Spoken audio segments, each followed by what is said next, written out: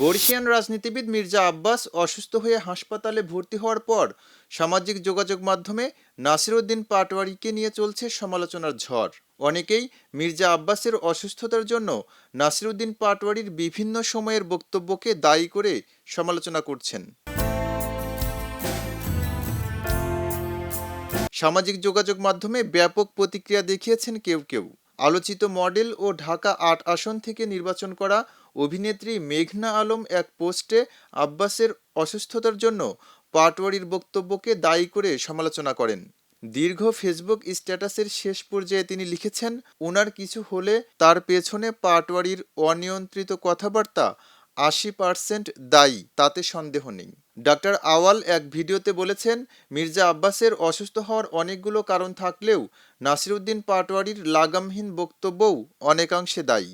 আমাদের আসলে মেডিকেল সায়েন্সের ভাষায় কোনো জিনিস হওয়ার জন্য কয়েকটা ফ্যাক্টর আমরা বিবেচনা করি।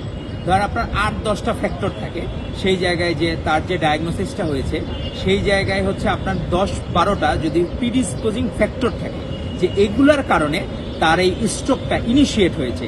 তার মধ্যে একটা কারণ হচ্ছে এই মানসিক কারণটা হলো অন্যতম একটা কারণ, যার জন্য সল্লি নাসিরউদ্দিন পাটোয়ারী সহ জামাতের অনেক নেতৃবৃন্দ এটার জন্য দায়ী।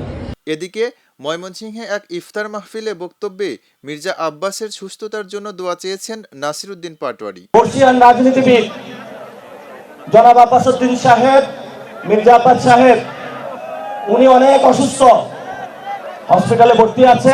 আমরা ইফতারের আগ মুহূর্তে আল্লাহ তাআলার কাছে দোয়া করি যাতে আল্লাহ তাআলা তাকে সুস্থতা এবং নেক হায়াত দারাজ করুক, যাতে উনি বাংলাদেশের মানুষের খেদমত করতে পারে এবং সংস্কার থেকে শুরু করে বাংলাদেশের মানুষের যে জন আকাঙ্ক্ষাগুলো রয়েছে সেগুলো বাস্তবায়ন করতে পারে।